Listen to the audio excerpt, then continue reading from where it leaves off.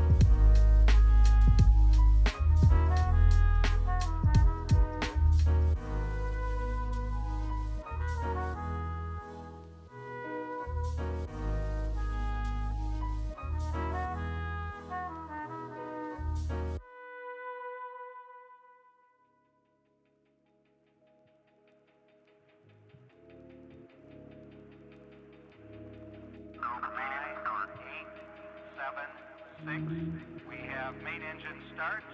4, 3, 2, 1, and liftoff. Liftoff of the 25th Space Shuttle mission, and it has cleared the tower.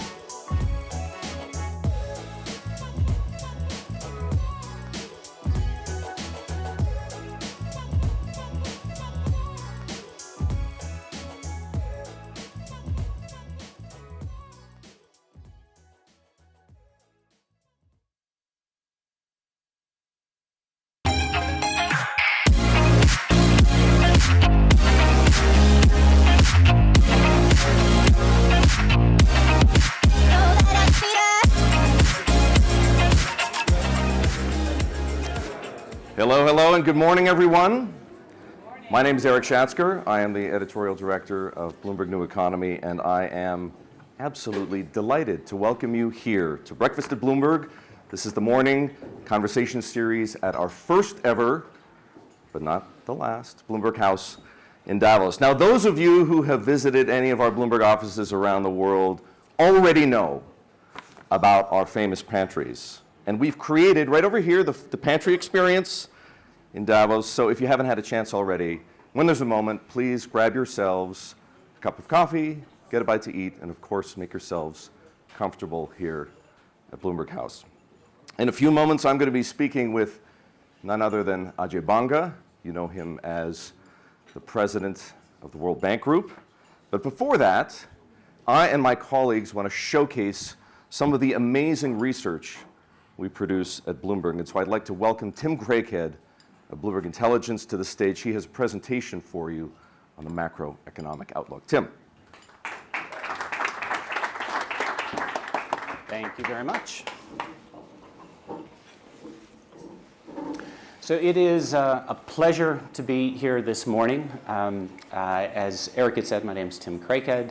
I'm Senior European Equities Strategist at Bloomberg Intelligence and one of our research directors.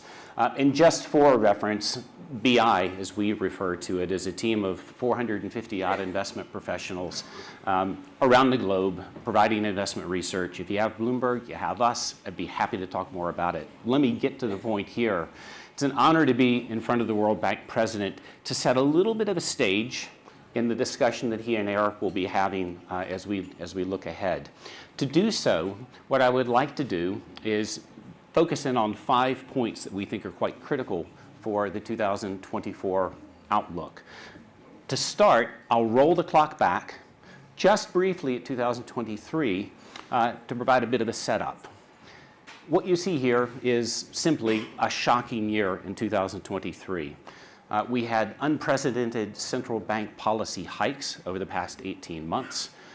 We had a banking crisis. We had distress in the Chinese property market. And we had a second war in the European Middle East region. What more could you want from the standpoint of providing a challenging backdrop? But what was the result? Resilient economic activity and a break in inflation, just as was hoped and designed. We didn't fall into recession. The prospects going into this year and next are for a continued growth, moderate as it is this year, but accelerating for next. Inflation is clearly broken and heading down towards more normal levels. With that as a setup, let me get into these 5 points. First key driver, central bank policy. Expectations are clearly now for a pivot.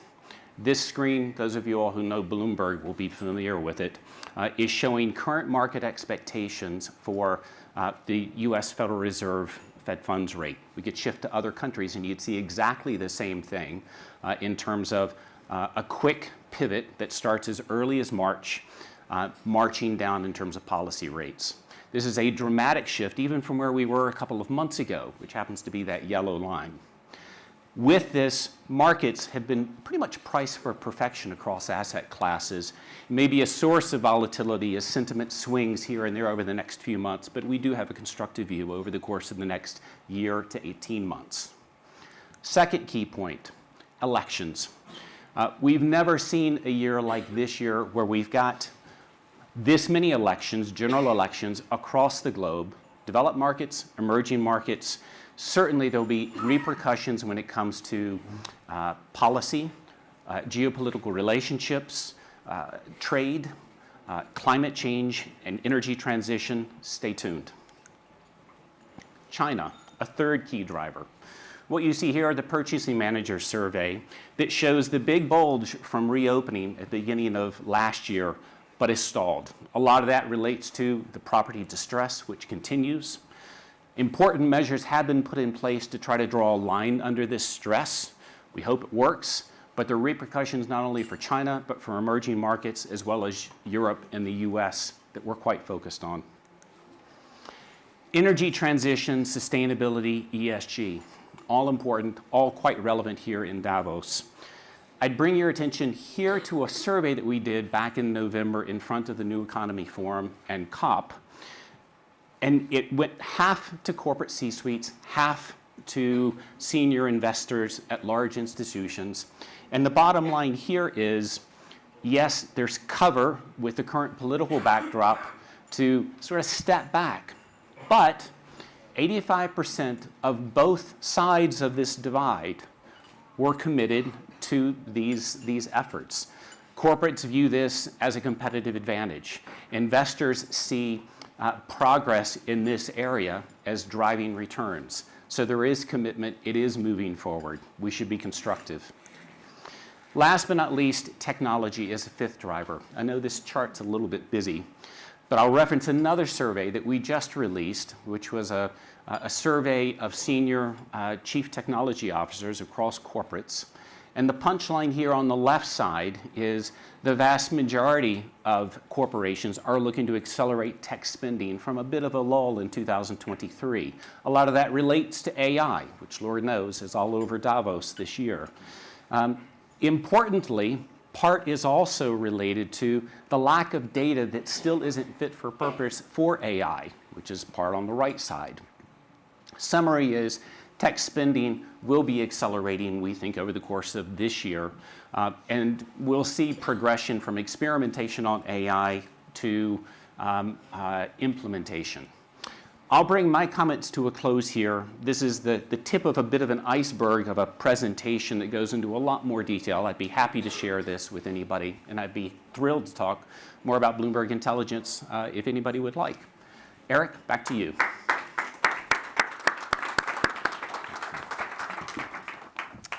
Tim, thanks very much. Ladies and gentlemen, I'd like to call to the stage now a man whom I think you'll agree exudes energy, dynamism, and urgency. Ajay Banga, the president of the World Bank Group. Thanks, Eric. Ajay, thank you. It's great to see you here in Davos. Yeah, once again. Pleasure to be here. So I've learned, and many of you have had the same experience, that after coming to your first World Economic Forum, you inevitably walk away with a Davos boot story. Ajay, what's your Davos boot story? My Davos boot story is that I bought these boots on my first trip here from a lady who had a store on the promenade and made these as a family set of boots, and I stuck with them, and they're very useful, and I don't fall and break my head, which is a good thing. That's a good Davos boot Although I do have a crash helmet. By now, I'm hoping that everyone in this room and beyond, for that matter, know that you haven't been the CEO of MasterCard since early 2021, and that in June of last year, you became the 14th president of the World Bank Group. What they probably don't know, Ajay, unless they've been paying close attention, is what you're doing at the World Bank and why you believe it's important. You arrived with and have been implementing an ambitious plan to reform this institution. And maybe we can begin by framing it this way. What was wrong, if you like, with the World Bank you walked into 7.5 months ago that drove you to want to change? So I think it's not so much what is wrong with the World Bank, it's what was wrong with the way that the community in that space was looking at priorities. You know, for 30, 35 years earlier, the focus was on poverty and what they called shared prosperity. Essentially, the inequality side of that triangle that you and I have talked about a few times. When I became the nominee, I spent the first couple of months traveling, trying to get support from countries around the world and trying to understand their issues. And I ended up meeting 90 countries, either leaders or finance ministers, 90, and 100 civil society organizations and about 15, 20 CEOs from the operator and asset management space. And I came back with two very clear understandings, which informed the work I'm trying to do. And the first one was that trying to, segregate poverty fighting from climate, pandemics, food insecurity, fragility is kind of a misnomer because these are intertwined. And if you're a farmer in Kenya and you haven't had adequate rainfall for 4 years, which by the way, it's the 5th year now that Kenya is going through a drought, then for you to believe that the farmer who otherwise sent his 2 kids to school, hired a farming labor, the guy can no longer afford to keep the cattle he had, so he gets rid of that, loses the milk income, then can't afford to keep the labor. What does he do? Get his girl child out of school and back to work on the farm. So all the so-called gains in poverty, which aligned with let's send kids to school, particularly the girls, let's get them to be educated, get a real opportunity, it turned in 3 to 4 years of the impact of climate on them. So thinking that you can segregate these as a fight is kind of an inadequate way of thinking. So you had to redefine the mission. You had to. You had to say, you have to widen the aperture is how I describe it. You kind of go beyond, you don't drop poverty, because poverty is ultimately a critical issue in the world. But you add livable planet, as in caring about the air and water you breathe, caring about pandemics and fragility and food insecurity. And I think that was the big piece. There's more, though, as I understand it, to what you're doing than addressing the way that the World Bank faces the world. Yeah. You're doing things internally, too. Correct. Structure, operations. Correct. Culture. Correct. Tell us about that. So the second thing I picked up was that everybody loved the bank for its knowledge and loved the bank that we had the money to give them, but they all thought we took too long to get things done. And the reality is, from the time you start discussing a project at the bank to the time it gets approved by the board, the average time is 19 months. And then it takes 9 to 10 months for the first dollar to be put out, because those countries where you're putting this out, they don't have the capacity to create bankable projects so easily. If they did, they wouldn't be in the condition they are. And they've got to get approval from their parliaments and their Congress and their local departments and the like. So the system is slow. And 27 months effectively from thinking about a project to dispensing the first dollar. And then sometimes if it's a hydroelectric dam, it's 7 years of work. See, it's decade. Nobody is in politics for a decade. They're all gone. Guys at the bank have changed. The loan officer who approved the loan has changed. This is an inefficient and complicated way to administer changes in development. So changing how the bank works inside to create a sense of urgency, take away the roadblocks that I can do, go and argue for governance changes in the bank to enable things to move faster. Those are kind of the things I'm dealing with on the inside of the bank. Are you making progress? And if you believe you are? I hope I am. Who knows? Tell us, importantly though, how do you measure it? If I'm not making progress, this will be my last Davos as the World Bank president. So that'll be a fun thing. And I don't know what I'm going to do with the shoes after that. Progress, so first of all, internal progress. External, we've redefined the vision of the bank to say poverty, but with a focus on the livable planet. We've added a special focus on women and young people. Women, because half the world is female. If they don't have the right access to opportunity, you're basically leaving half the world in a non-productive space. There's no way this world can grow and progress if you don't give that half a chance. This is a problem in the developed world where you and I live, let alone in the developing world where my work is principally concentrated. So that's an important part of what I've put in. And the young people, because the global south is full of young people, much higher proportion of young people, and they're a great demographic dividend if when they're growing up they get clean air, clean water, and once they're grown they get a job. If you don't do that, that's not a demographic dividend, that's a demographic liability coming your way. And I think if you look at jobs in the global south, this bubble of young people coming through the pipe requires 1.1 billion jobs to be generated in the global south over the coming decade. We are currently on a pathway to generate 325 million. A quarter. There's a small gap there. We need to worry about that gap. And I think that getting the right attention on jobs and women and young people is kind of important. The second thing that's really important externally is in Africa, where I think the future of many parts of our opportunity for growth and world productivity and safety will come from over the coming 20 years. Africa, 600 million people are not connected to power. I think electricity is a human right. You don't have electricity, you got nothing, nothing. And so we're dedicated to changing that as well. So externally, there's a whole series of things, and we can talk about what we're doing on each of those if we get a chance. But internally, I've said that the 19 months that it took from starting the project to getting approval of the board, I'm going to bring it down to 12 months over the coming year. If I can do that, I mean, look, even if I get to 14, I'll declare victory because 14 is better than 19. But you've got to set a plan. And I have an old colleague here from MasterCard in the audience. He will tell you, I tend to choose ambitious targets and I'll declare victory if I do 90% because 90 is better than where I was. There he goes. Yeah, there he goes. So I'm going to do the same thing here and aim for that. And then there's a series of other things being done inside. From career development planning. Right now, a lot of the career in the World Bank depends on who you know and when you worked with them. I want to change that to what you do and how you do it, which requires really transparent career planning. There's a lot of things to be done to help make people in the bank feel that this is the best place for them to be. You were the CEO of MasterCard for more than a decade. And before that, Ajay worked for many years at Citigroup.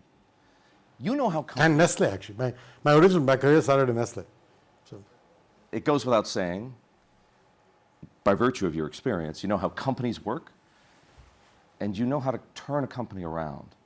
How different is turning around a multilateral institution like the World Bank with 189 member countries?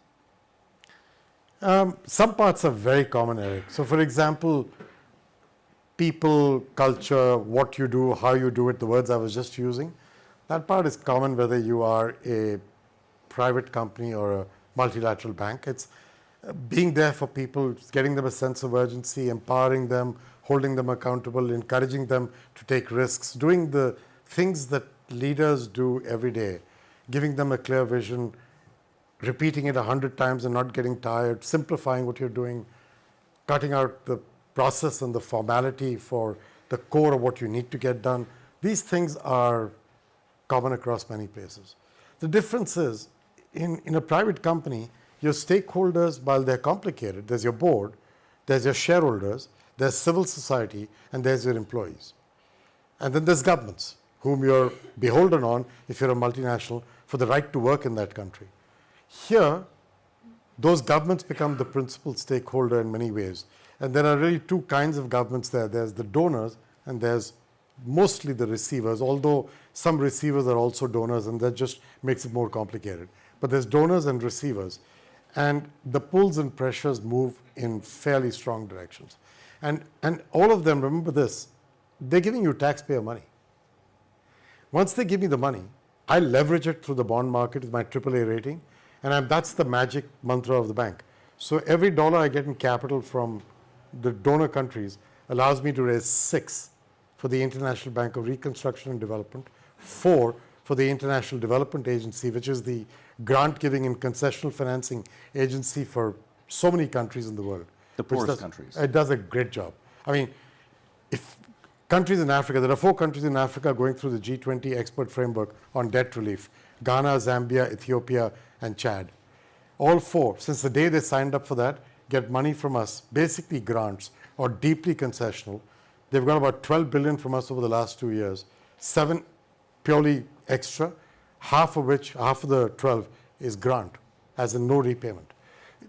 That International Development Agency is the lifeline for these countries. The magic is therefore is the leveraging of the balance sheet, $1 to 4, $1 to 6. Mm-hmm. That aspect of the institution requires you to then go out and raise money from the richer countries who are giving you taxpayer money. Guys like you and I are paying for that money to be given somewhere. Therefore, there is a sense of responsibility that you have to have towards the use of that money. And then on the other side, the guys who are receiving the money, they've got a point of view. Take climate, right? So the Western world tends to speak about climate in terms of emissions, mostly carbon dioxide, not enough methane, which is another topic. But that's what they talk about. The receiving countries tend to talk about climate in terms of lack of rainfall, loss of biodiversity, loss of forestry cover, challenges with raising crops with the heat going up, things to do with catastrophes. These are 2 aspects of the 2 sides of the same coin. It's a cause and effect. But if you're not careful and you don't bring your language to talk to each other, you can be like 2 ships in the middle of the night sailing by each other with fog horns blaring. And that's not a good thing. So the complexity of getting these multiple countries to come together to find the right way, to find the best way to navigate through this, that is quite unique. I know, Ajay, that your brain is swimming with ideas about how to make the institution more effective, mechanically, if you will. What's at the top of the list? So the mechanical part is somebody asked me, digressing, what do you want to be known for when you're done? And I said that I fixed the plumbing. and they said, what do you mean? I said, the bank's got to work its insides in the best possible way so you can focus on the outsides and get real things done at the speed they need to. It's not that I don't want to be known for livable planet and broadening the aperture. It's not that I don't want countries to say that thank God the bank is there. Of course I do. But it will only happen if you fix the way the mechanics work. And what I mean by that is I think the bank has amazing people. For example, if you want to learn about the different aspects of water management of the world, from what Singapore does with recycling water 2.3 times every drop of water, all the way to what we do not do in the United States, right, with managing water well, to grey water, desalination, drip irrigation, anything you want to know about water. I have 700 people in the bank who understand water. We have $35 to $40 billion of water projects around the world as we speak. If you want to learn about water, the place has amazing resources, amazingly dedicated people. The question is, how do you make the whole place work smoother, quicker, faster, better, cheaper, all the words we use for the receiving countries? And that to me is the mechanics of the bank. The financing needs of the developing world, hundreds of billions of dollars for basic infrastructure, perhaps more for climate mitigation and adaptation, go way beyond the means of the World Bank, Ajay. There's no way they can be met without private capital. But most private capital doesn't want to take on the risk of investing in emerging and frontier markets, especially now when you can earn 7.5% buying junk bonds. How do you crowd in private capital and close the gap? So there's private capital and there's private capital. So you've got to be careful about discussing domestic private capital versus international flowing private capital. Within international private capital, you've got to segregate operators from financial investors because they all have different motivations and ways of thinking. Domestic private capital, you'd be surprised how resilient that is, even in countries that are challenged. And they're resilient and they're wanting and creative to invest and do things. There, the role of the bank is different than what it would be in trying to attract overseas capital. So for a minute, let's discuss renewable energy, which is where the topic normally starts from. The trillions of dollars a year that people estimate are required for renewable energy investments are not going to come from our balance sheet or government balance sheets alone. They have to come from the private sector. There, why the private sector? Because the business model is proven for solar and wind. The per cost unit of power delivered on solar and wind is lower than the per unit cost of fossil fuel. It is lower. But why is it that the trillions aren't flowing in? And mostly it has to do with 4 issues. 3 issues and 1 opportunity. They're all opportunities eventually, right? In Chinese, the word for crisis is a problem and an opportunity. And you kind of have to think of it that way. So if you think about this clearly, the first one is, if I'm a private investor, do I have regulatory policy certainty in this country I'm going to? So Prime Minister Modi in India announced at the beginning of his first term, middle of his first term, I'm going to reach 30% by solar, 2030. That gave enormous clarity to investors, that this guy was on a mission, he was going there. He may have bumps along the road, he may not get things done exactly as you want, etc. All governments are flawed in that sense, so are private companies. But the fact that he has a North Star that he's going to became clearer. India will exceed the 30%. They're already in generating capacity terms, they're at 40% renewable. In actual generation, they're lower because still connecting up the grids and getting the technology to make that happen. There's still 6 years left to 2030. I think clarity of vision and regulatory policy is the first important thing. The IBRD and IDA, the 2 arms of our bank that deal with governments, have enormous ability to influence the clarity of regulatory policy in a country by engaging in dialogue with the highest level of government. The IFC, which is our private sector arm, and MIGA, our insurance arm, don't have that clout, but the bank does. So working better together across our silos provides for a much better opportunity on that front. The second one is, even if you get that, there's political risk. So the government could change. They may renege on a commitment. They may change their point of view. They may say, I'm not going to fulfill this. You can buy political risk insurance from what we call our multilateral insurance guarantee agency. And then we can lay that off in the private market, because with our imprint on it, we get a better price than you would as the private company. So there's an arbitrage there, and that helps. And we do $6 to $7 billion a year. I think we can do 20 to enable more investment. Triple. Oh yeah, by 2030, definitely. And that's not a padded target, which I'll be happy to get to 18. I'm talking about 20 and exceeding it on that one. The third thing they care about is FX risk. If you're bringing in dollars and euros and yen and you're getting paid in local Indonesian rupiahs and you can't hedge that currency over a 10, 20 period of investment, then years of investment, then that's a problem. But again, there, long-term capital markets locally are very important, but you can also do things in the bank to help with some of that FX risk. If the investor takes a certain amount, the government takes a certain amount, and the bank takes the tail risk, there is a way to encourage investors to cross that line. And then the last opportunity is to scale this up into an originate to distribute model. So you're not parking it on my balance sheet, but creating ESG assets that a Larry Fink of BlackRock would want to buy every day of the week. But if you don't standardize the loans as much as you can, if you don't create similar covenants, similar loan repayments, you can't expect BlackRock to send in teams of people to underwrite the due diligence of 50 different loans of $30 million each. That's not going to get to scale. So there's many things that can be done with the private sector. You just have to bide your time, bite things off short term, medium term, long term, and do it with a sense of discipline and keep the private sector involved. And in fact, Mark Carney and Bloomberg are very helpful in getting us to create this private sector lab with all these 15 CEOs. That's where all this is coming from. Would the World Bank ever do something structured where the risk and the reward in theory are shared? Take the lowest tranche with the most risk, but potentially the most return is, and then crowd in the private capital layered on top? I'm not in the business of making return. I'm in the business of enabling the private sector to come in at a level at which their shareholders make the return they should be making for their capital, so they don't put it somewhere else.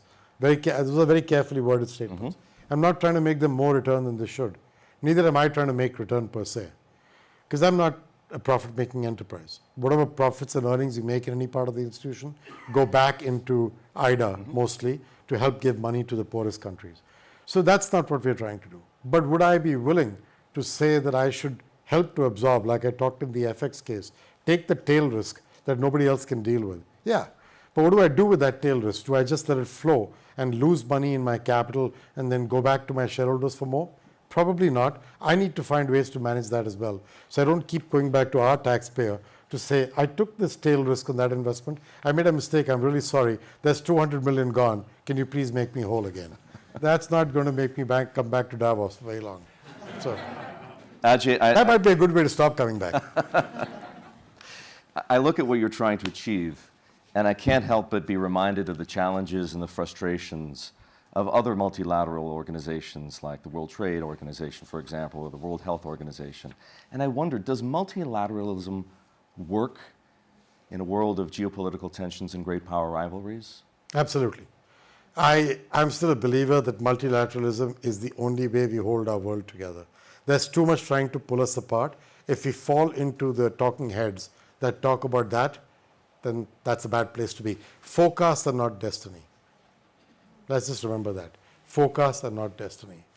And therefore, every time in the world when people predict, oh, this is what's going to happen, and that country is going to keep growing like this, and therefore it'll overtake every other country by the year 2022, they're always wrong. Why is that? Because nothing works in a straight line. And so dealing with ambiguity, dealing with the change that you must deal with, is an important part of life. Multilateralism, hard as it may be, challenging as it may be, the need to find common cause is what keeps us going as a civil society. The day we lose that is the day we go back into a much earlier point of time. And this, Eric, we cannot afford. Do I believe, therefore, it's possible to do? Yes.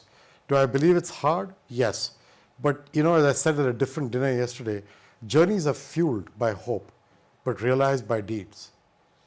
And deeds are what matter. And so people need to stop talking about this and caring about multilateralism. I'm not saying you shouldn't care about national security. I'm not saying you shouldn't care about putting your people. I get all that. But somewhere in life, we are an interconnected world, and the air is fungible, and we breathe the same air, and therefore we have to get to the game of caring about the world we live in together. And I think if you talk to, I met the Chinese premier when he just became premier, and he's here in town for the last couple of days. And I knew him earlier when he was the mayor of Shanghai, because as Linghai will tell you, sitting back there, we were doing work with the government of Shanghai at that time. The first thing he said to me, yeah, sure, there's issues in multilateralism. Here's 3 things we all need to work on: healthcare, the pandemics in healthcare and aging, climate, and rural development. Absolutely. So you have to find the places where the common cause is enough for you to keep multilateralism's flame alive and burning with health. And that's what I believe in. Since you brought up China, do you believe, Ajay, in your heart of hearts, that the US and China will be able to coexist as strategic adversaries, or are they headed toward a confrontation? No, I think they definitely will. If you look at the way the conversation with them has changed, it is beginning to change in the right direction. I think there's pragmatism on both sides to realize that there is space in the world for both. The reality, Eric, is that for all kinds of reasons over the last 30, 40 years, the world grew and developed because of a certain form of globalism, which worked.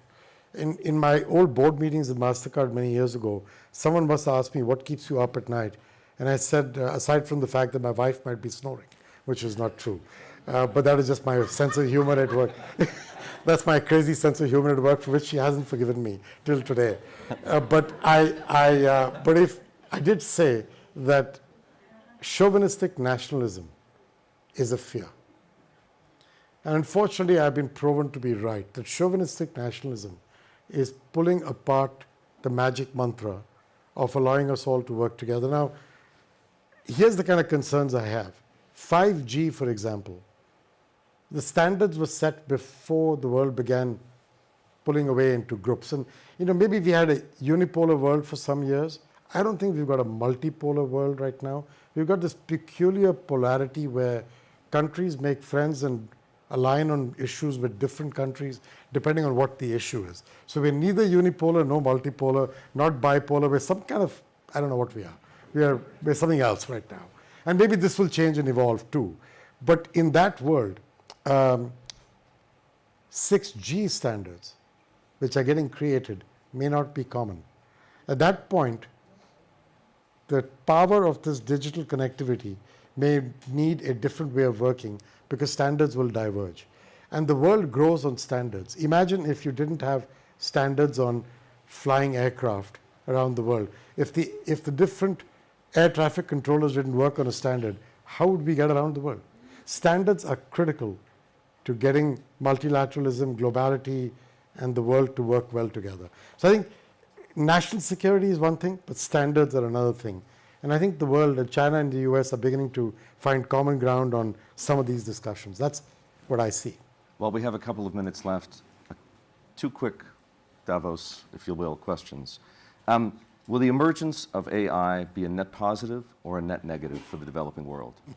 That's just the vanilla flavor of the year this year at Davos. So everybody thinks AI is the future of mankind, or not, depending on where you're coming from. By next year we'll be discussing something else, although we shouldn't. AI actually is quite interesting. Like everything else and every other technology, the idea that you should just embrace the technology without caring about the guide rails is, to me, a very daft thing to do. So I believe that you should embrace the technology for what it can do and is doing in drug development, in cancer fighting, and across the world in various things. But having guide rails around it is going to be quite important. I'm not quite sure how those guide rails will get created. And I think that's a bigger challenge to me. But otherwise, AI is here to be, so we better get to learn to live with it. I think it has an enormous possibility on productivity, but similarly, it has an enormous negative opportunity on skilled jobs, actually, not in terms of reducing jobs, but in changing the nature of those jobs. Coping with all that is going to be quite a challenge over the coming decade. Donald Trump is no great fan of foreign aid, and there are many isolationists inside the Republican Party in the United States. What happens to the World Bank if Trump is reelected president? Well, during Donald Trump's first term, the World Bank got a capital increase and the United States contributed. So I disagree with that statement. Okay. Right? And I think that at the end of the day, President Donald Trump in his first term, when he was there, who knows whether he gets elected or not, I'm not qualified to comment on that. But in his first term, he did support the World Bank. And I know him and his advisors reasonably well over that period of time. I would tell you he kind of understands the importance of the multiplier factor, where you give me $1 of capital and it becomes 6. As I told someone the other day, and this is the fact, the way the shareholding of the bank is constructed, of IBRD, is that if the United States puts $1 up in capital, for the others to keep their shareholding at similar levels, you might move up by a percentage here or there. You've got to put in 6 in total from the rest. So that gives you 7. If I can lever that 6 times, that's 40. You tell me any other program in any government where $1 leads to $40, and I'll give you a medal. And so they all get it. The math is clear to everybody. Multilateralism in this form pays. And so, we'll deal with politics and government the way we have to. That's part of what multilateralism is. I don't get fussed about that. I'm just privileged to have the opportunity to be sitting here today. And here's where we'll finish. The World Bank celebrates an important birthday. Yeah. In 2024, turns 80. Needless to say, Ajay, pretty close to what I'll be by then. I'm just kidding. over the course of those 8 decades, the World Bank has left a mark on our economy and our society, much of that positive, some of it, as you know, heavily criticized.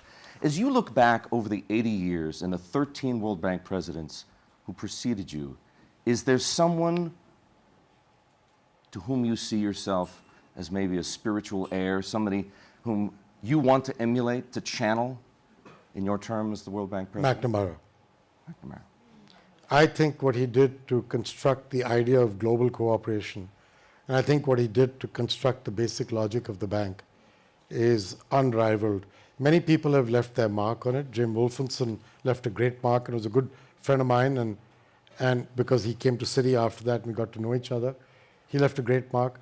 But he inherited some that he could build off. McNamara had to build from scratch, and I think history will judge his role at the bank quite favorably. Ajay, on behalf of everyone here and beyond, I'd like to thank you very much on behalf of Bloomberg for joining us. Thanks. Thank you. Thank you. Ladies and gentlemen, just a moment. I would, of course, once again like to thank Ajay Banga for joining us. That is our last session here at Bloomberg House. I do want to remind you of our social handles. We want you to engage with us here at Bloomberg. And please listen up, everybody. A final bonus for joining us here in Davos. As a guest of Bloomberg House, we're gifting you a 6-month free subscription to Bloomberg.com.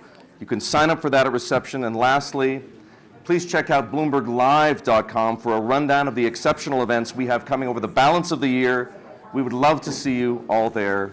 Folks, that's a wrap. Thank you again.